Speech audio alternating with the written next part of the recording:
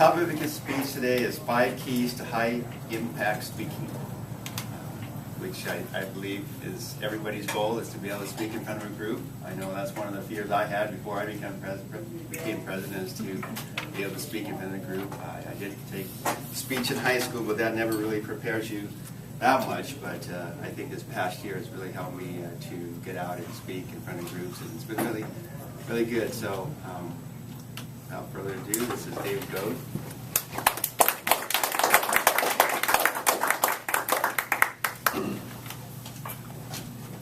So what is public speaking? Most people define it as what I'm doing right now, right? I'm standing, you're all sitting, I'm doing most of the talking, and hopefully you're doing most of the listening. What about just a business meeting around the table, say 10 people? Is that public speaking? Sure, but what's the difference? Why is it when you have to stand up, suddenly you feel differently, behave differently, think differently about yourself? Is it because that fear of judgment from the audience? Ooh, are they going to find out I'm really not as smart as I say I am? And these are things that go through people's heads and why they get so apprehensive up here. And there's lots of different reasons. But I'd like to first survey the audience here. How many of you do some kind of public speaking in your job, this organization? Raise your hand if you do some kind of public speaking. All right, great. Now let's rate you according to the Homeland Security system. How many of you feel no threat or risk at all? When you're asked to get up and speak, you're like, yep, I'll do it. In fact, you might even enjoy it. Raise your hand. How many of you? 1, 3.5. You might kind of put a hand. Okay, so we're going to call you green. You know, no risk. That's good. How many of you, when asked to speak in public, start feeling a little apprehensive? Maybe a little clammy hands, a little nervous, cautious. The hands are going up before I even say, okay. Threat level yellow. Now you know where I'm going next. How many of you, when asked to speak in public, find every reason in the world not to do it? I do not like it. I don't want to do it. Anybody here in that red category? Be honest. Good. I know there's people in this room who used to be in that red category until they joined Toastmasters. Some of them are sitting right here this morning as guests. I'm going to address the yellows today. Now, you green people, okay, you may be able to get from good to great listening to some things I had to share this morning, or you may want to share it with a young person in your life. So hopefully what I share today is going to help you go from whatever level you're at to another level in public speaking. I really want to address the people at this yellow level. What's causing that apprehension? Quick story. There's a first grade boy whose mother thought it would be a great idea to volunteer him for the school play. And his teacher thought so much of him to put him in the lead role, Johnny Appleseed. So this boy had to wear a brown and white checkered shirt, little cut-off blue jeans, red cowboy boots. Why they were red, I don't know. And in this play, he had to not only act out all the scenes, he had to sing a song to a girl and then kiss her at the end. That was the climax of the play. You can imagine a first grade boy would feel threat level red. Right? What are my friends going to think? I hear the boys going to tease me. What are all these parents out there, this dark crowd? What are they going to do after the play? Well, he went through the whole play. There's songs and acting out scenes, and he gets to that final climactic moment. He sings the song to the girl, presents her with the purple flowers, and then kisses her on the cheek. And that moment of silence. And the audience stood up. Cheers. Standing ovation. Woo! Parents, kids, everybody. How do you think he felt? That kid was me. I was rewarded at a very early age for taking the risk to stand up, put myself out there, the most vulnerable position you can be, kissing a girl in first grade. And that rewarded me for performing at a very early age. How many of you have had the opposite experience? You had to dance, sing, recite a poem in front of the family reunion, in front of your school, in front of your class, your college speech class, and something happened. You bombed, you were embarrassed, you humiliated, somebody teased you. I want you to raise your hand if you had one of those catalytic experiences that you can remember. Okay, Tim. What was it? Yeah. I was in a leadership thing in high school, and they told us how to give a presentation. So no one had experience, and then they put us in front of an open city council, in front of TV people, on purpose to get that. On purpose? Here, I think. And then that kind of drove me, like, okay, that's the bottom that I ever hit. So anytime I speak, it's never going to get that bad. Oh, good. Yeah. So you found a way to turn that into a positive now. You remember, okay, I got through that, accomplished that, so I can do anything. Okay, good. Anybody else have one? The embarrassing moment?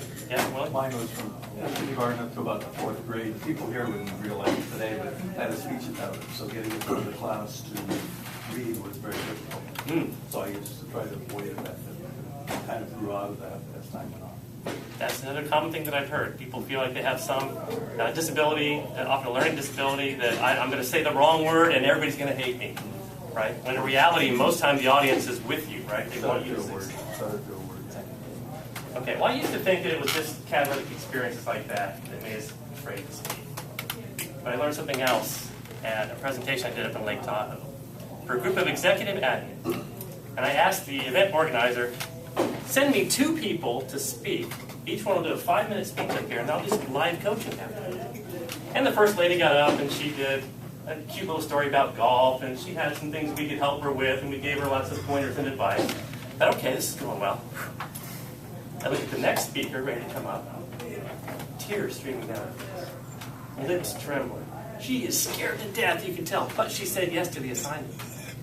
And she walked up to that lectern, grabbed the microphone. Her name was Leah. And she held that microphone as far from her face. And she cried, like that was the source of her pain. 3 times she did that. The audience starts to join in. Come on, Leah. We love you, Leah. You can do this. You know, getting love from the audience. And you can tell she's crying her way through. So I came up and stood next to her, put my hand on her shoulder, pushed her notes away. Said, you came here to share a story with your friends. What do you want to say today, Leah? And she struggled through this story of her life from elementary school, being told that she'd have to go to special ed class and she wouldn't be able to graduate with her friends. And then one teacher believed in her, and she was able to overcome. And then high school, she barely made passing grades, but she was able to overcome. And the word struggle and overcome throughout this entire story of her life. At the end of this 10-minute speech, the audience stood up, standing ovation, and not a dry eye in the house. But what I learned from that experience was she had people telling her throughout her life that she wasn't worthy, that she couldn't do it. You're a loser. Don't try to be something you're not. And that, I think, is the even deeper reason why some people get to yellow level and even red level, is you just don't believe that you're ready to stand up here and share a message of value. And this brings me to the number 1 tip for high-impact speaking. There's 5, if you want to take notes. Number 1 is believe you have a message of value. Right? If you don't believe that you have something to share that's going to benefit the audience, your body will betray you, your face will betray you, your emotions will get in the way. People will know that you're nervous, that you feel like you don't belong. That's the number 1 tip, is to believe in yourself. Now, that's easier said than done, right, Gaspar? Sure. Right. One of the hardest things is to Action. not be a speaker. Wait, I'm being asked to be a speaker, so a speaker is supposed to stand a certain way and move your arms a certain way and speak a certain way. I need to be a speaker. And most often that role, that persona in people's minds is something different than who they are. So they try really hard to be a speaker, all the while they're not being themselves. And some of the best speakers, if you imagine, are the ones who can stand up here, share a story. Like Craig just got up here very comfortably. He knows you. He's just talking, and he says, oh, it's intimidating being here with the Toastmasters. Yeah, but you were you, right? Craig is Craig. And it makes the audience feel like, oh, he's one of us. He's not putting on an act. He's not putting on a show. He's not trying to articulate everything and rehearse his gestures. Like, no, Craig, let's talk. So if in any speech that you do, the first thing you do is to get the audience to believe that you're one of them and you have a message of value. That's the most important thing you can do. The other is, I see people do this all the time, number one mistake. Don't disqualify or apologize first thing out of your mouth. Well, I'm really sorry, I found this joke on the internet, and I hope it's going to be funny, so bear with me as I get through this joke. Is anyone going to laugh at your joke when you set it up that way? No, don't ever apologize for being late, not being prepared. Oh, I've been a little sick all week, so I want to apologize in advance. This may not be a great speech. Sharon's like, no, I'm not going to sit through 20 minutes of your speech. I want you to be good. Don't throw that at me to distract me from your message. In fact, the first thing out of your mouth should be a question or the message summarized. Not, I'm happy to be here, so nice to see you, thank you for coming. Skip all the pleasantries. First thing is to make an impact with the message or the question you want to ask the audience. Number 2, let's talk about the audience. Now, I didn't get to know many of you before I arrived today, but I did come early. I came an hour early. And Carrie was nice enough to let me sit next to him, and I quizzed him all about Rotary and his job and his past, and I know a little bit about him that I can now maybe apply to the rest of you. You're all service-minded people. You do this because you love it, not because you have to. You do things to help other people because you want to do that. So that informs me about the audience and the message and what kind of stories I would tell that day. When you're asked to speak in front of an audience, do you call someone in advance? The speech I did to the executive admins, where Leah cried her way through her speech, I asked in advance to interview 3 of those people. 2 weeks ago, I gave a speech to a group of 125 cancer patients. And I was intimidated. Right? My brother's a cancer survivor. We've had some great experiences running marathons together and raising money. And I've learned a lot of lessons from my brother that I can share with this audience. And I'm thinking, whoa, am I qualified to speak to cancer? I'm not a cancer patient. Are they going to believe or receive what I have to offer today? So I asked the organizer, can you give me names of 3 people that I can talk to in advance? I had 3 of the most rewarding interviews I've ever done on the phone with 3 people who are living with cancer. Fantastic, motivational, inspirational stories. And then I got up on the stage and I shared my story with my brother, and then I took the microphone and went to the audience. I talked to Deborah before, and she's going to share now a little bit about her experience of battling breast cancer. Wow, suddenly the dynamic changed. He's in the audience, and one of us is talking. It's like, whoa, what did he do there? It's like an old Phil Donahue. You go into the audience, let's hear from Mary Lou now. And what I've done is really transfer focus to here. And all of you are like, well, she's one of us. And it takes the burden off of you. So this is the number 2 tip. Research your audience, and then use them to help you. If you interview 2 or 3 people before you get there, you have 3 ringers to go to in the audience too. Because every time I say, Shannon, am I right? She's like, oh yeah. So I talked to Shannon before I got here, and she told me about her experience with Rotary. Right? It just helps you be one with the audience. So number 1, believe you have value. Number 2 is research your audience. And number 3 is to use stories. What color was the little boy's shirt in the story I told this morning? Brown and white check. Brown and white check. What was he wearing? Kind of Red cowboy. red cowboy boots. Right? What else happened in the play? Kissed the girl. He kissed a girl, sang a song. What else? Gave her flowers. Ah, purple flowers. Mom put him up to it. Mom put him up to it. Right? So what I did deliberately with that story is I added all those sensory details. So you all create a little movie in your head. You have a slightly different version. I even had people come up and say, no, he was wearing brown shorts. Like, no, I said they were blue jean cutoffs. And no, they were brown. So everybody takes that and forms their own image. And that's why stories are remembered. You ever maybe been at church and the minister or whoever your worship leader is kind of doing the reading and all that, but when they step away from the lectern and say, let me tell you a story, suddenly it's like, oh, good. Story, yeah, something I can relate to. People love stories. And there's a lot of study on this we don't have time to go into today, but there's a classic story platform that all the best movies and novels and everything use. And some of you may have heard about the hero's journey. A likable hero overcomes obstacles and becomes transformed. A likable hero goes through a lot of stuff, overcomes obstacles, and somehow becomes transformed by the end of that story. It's also a great technique for interviews. When someone's about to hire you and they say, well, tell me about your job as an IT administrator. Well, things were a mess. They were using all kinds of different legacy vendors and other stuff worked together. I pulled together a team, and we worked hard on it for 3 months, and then the company was transformed, I was elevated, right? It's just that little situation, action, and result. All great stories have that little structure in them. So use stories to illustrate your point. Even in a technical speech or informational speech. How many of you have seen the State of the Union? And when the president's going, kind of, we're doing these great things, and you all should be thankful. They do a specific device that's a great thing to do. They put a face on the problem. You ever seen this? Liberty is a girl named Cecilia who grew up in a tough neighborhood, but she overcame.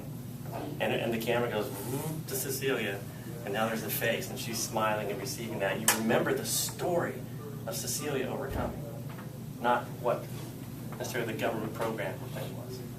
So if you use your audience that way and put a face on the story, you have a lot more impact. Believe you have value. Research your audience and tell stories to make your point.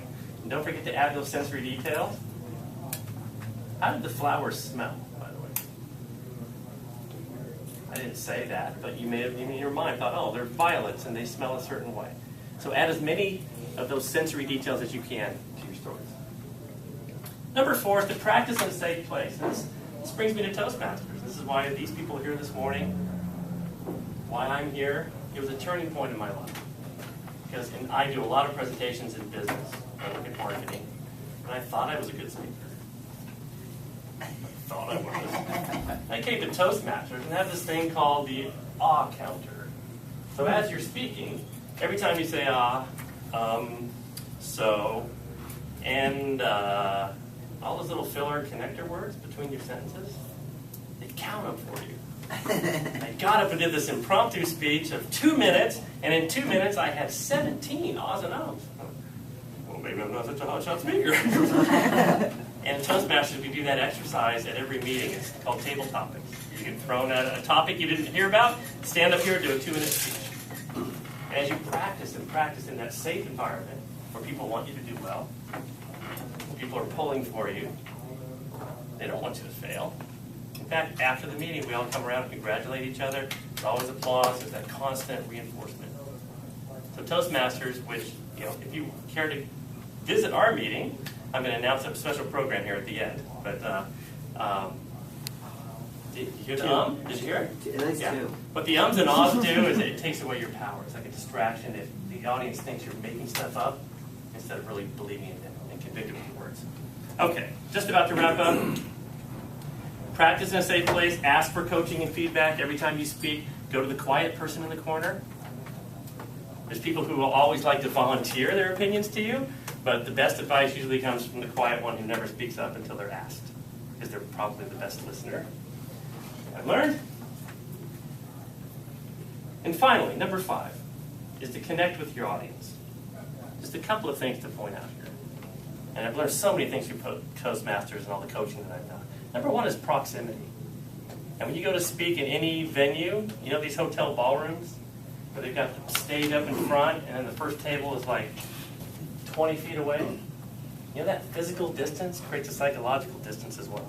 I will tell them to move the tables forward. Why do stand-up comedians at comedy clubs have a front row? You ever thought about that?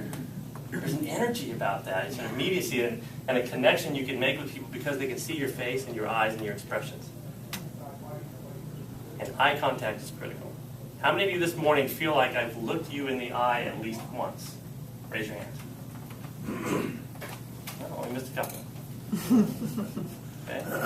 And I believe I have. It's not that big of a group. And in a group of 300, you can also make eye contact, hold your gaze all the way until you finish the sentence, then move over here and address someone else, talk, plant your feet, talk to them. I'm at the other side. She has a friendly face. I'm going to talk to her for a little bit. What happens in that is as you lock eyes, everyone in a 10-foot radius feels like you're looking at them. It's a great trick. Don't look up over the head of the exit sign. People can tell you're disinterested. I mean, look, I'm talking like this. You guys, I'm not making eye contact with anybody. I might even trip over Craig over here. It's and if your eyes dart around, that's a sign that, ooh, he's got shifty eyes. He's not willing to, trust and look at. All right, so what have we learned? Believe you have value. Research your audience. Tell stories to make your point. Practice in a safe place like Toastmasters. Then connect with your audience. And I believe that every single person has a story to tell. An important story to tell. You have a voice and it needs to be heard. So I encourage you to speak more, practice in a safe place, and share your message with the world. Thank you.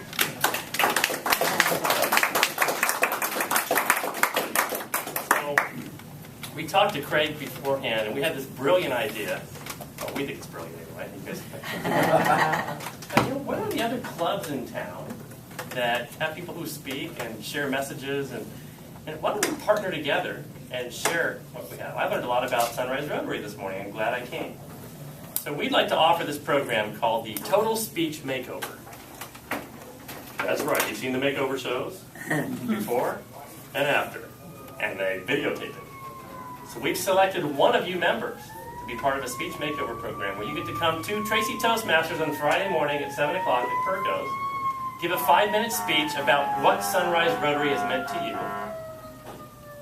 Our experienced evaluators will coach you and give you advice on how to improve that speech. Then you come back and give the speech again. And we videotape the after speech and put it on YouTube. All the red people are like, right? So that's the kind of the gift exchange that we want to do today. So I asked Craig to select somebody who would be a great candidate for that. And here's the name. It is Tim Ing. Oh my gosh. Tim!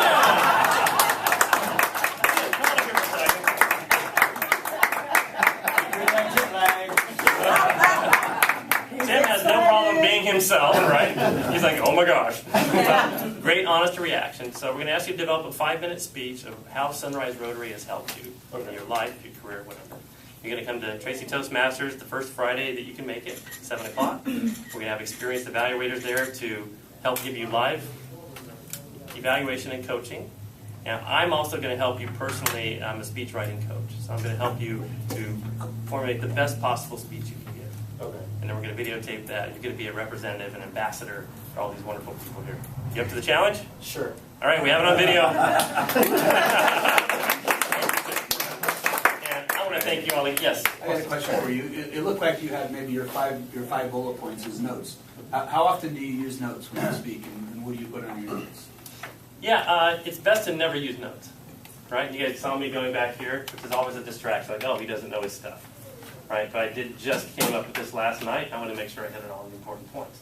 If you have notes, sometimes it's good to call it out and say, I brought some research this morning. I want to make sure I get it right. All right, survey. Like, just go ahead and show it. But most often, it's better to have it at a lectern like that, where you just kind of walk by, do a quick glance down as you're walking. Nobody really knows. And never turn pages like this. Right? And now, the next. Always put your notes, only print them on one side so you can just slide it over. And nobody knows that you did it. And I'll do a little glance down like that, sometimes just like, I'm just thinking about my next thought. But I generally don't want to use this. So always just bullet points, though, right? These are, yeah, you guys can see they're just talking points, never scripted out completely. It's better to just be natural. One thing that disturbs people is a script, and people can sniff it out immediately. my job is I'm an internal talk show host for Cisco Systems. So I do a regular show called Launchcast. Every time they launch new products, I interview the executives on camera, like the Tonight Show, and it broadcasts out to 18,000 salespeople around the world.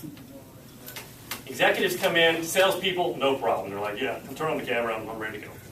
But the product people, the engineers, not always as, camera savvy. And they ask for a teleprompter. I said, no, you can't have a teleprompter.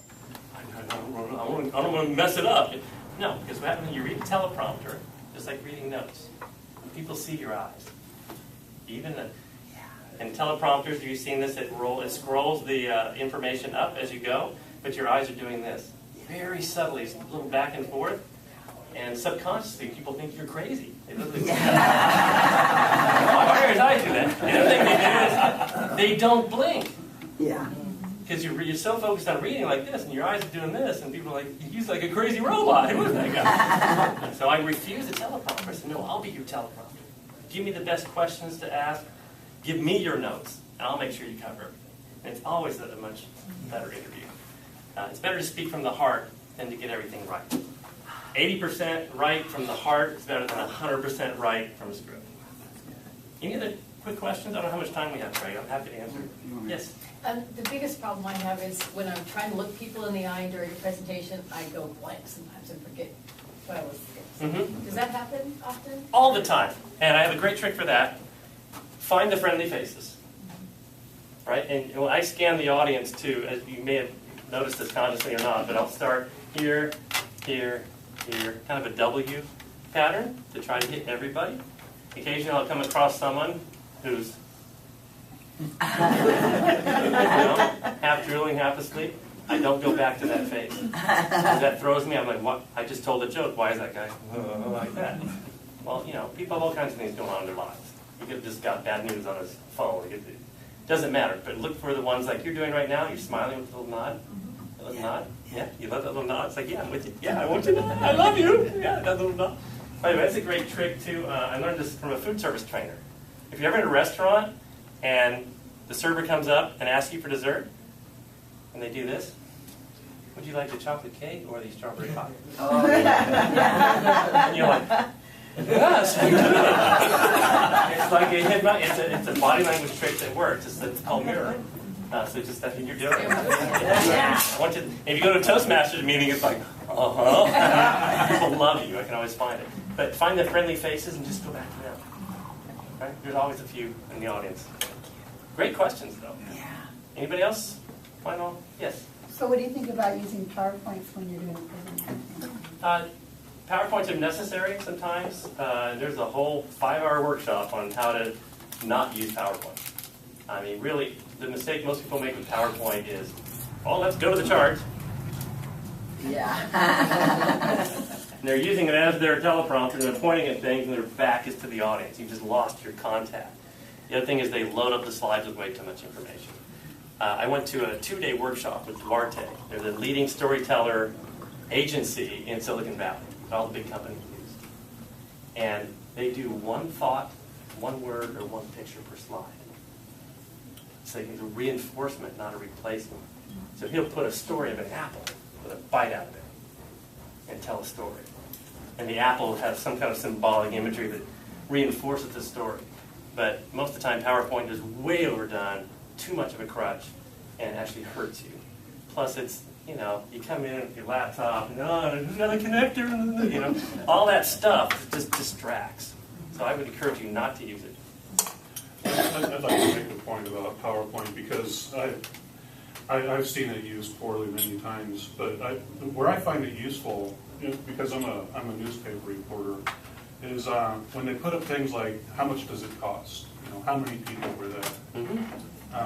How long has this been going on? What date did this start? Those are the types of things where when you put that up on the screen, it gives me time to just kind of jot it down. And they don't have, the worst ones are the people who put it up there and then just read from the slide. Mm-hmm. But if you put up, how much does it cost, and then talk about, the spending process, that type of thing, that's going to engage. And your visual learners will appreciate that. You all heard the stories in education. There's people who learn auditory, visual. It's people that can remember numbers, people who can't at all. And to do as many different forms of media and sensory channels. It helps people remember. But you're right, and that's another good point for the point of your speech. Who remembers the last thing that I said in my speech before I invited Craig? The last thing you said about your speech. The last thing at the end of my speech, what did I say? I just repeated what you just said. Very clever. Literally. There's one in every audience. And it's usually Bill. The exchange. I said, you have a voice that needs to be heard. Well, I didn't do a really good job of drilling that. If that was my message of the speech, I should have said it at the beginning, in the middle, a couple of times, and at the end. And this is what we call the legacy line of your speech. When they walk out of that room, what's the one thing? It has to be 7 words or less. 7 words or less. It's very challenging. But if you can capsulize your message in 7 words or less, people will remember it. They'll remember your stories, and they'll remember that one takeaway line. And if you put that on your PowerPoint slide at the end, it'll help reinforce it. One of the best speakers I ever saw back in 1992, his name was W. Mitchell. He rolled around in a wheelchair on stage the whole time. Talked about being in a plane accident, a car accident, and a motorcycle accident. This guy is a mess. He's one of the highest paid professional speakers in the world. And I still remember his message to this day. He repeated it 20 times in his speech. I went back and watched the video. It's not what happens to you. It's what you do about it. At the end of every little vignette story in his speech, it's not what happens to you. It's what you do about it. And at the end of it, we're all walking out of there, it's not what happens to you. It's what you do about it, right? That, he drilled that in. So it's another thing to try to come up with that point in advance. Start with it, reinforce it with stories, and end with it. We have time, Craig? Yes, we are. Okay. Looking forward to working with Tim. Love meeting all of you this morning, and we'll stick around afterwards a little bit if you have any other questions about this. David, thank you very much.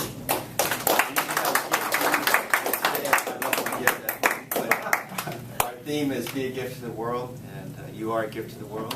I will receive that gift too. I appreciate that. So I will present you with a gift whenever I see you. All right. Thanks so much. All right, thank you very much. All right. Oh, wow, that was...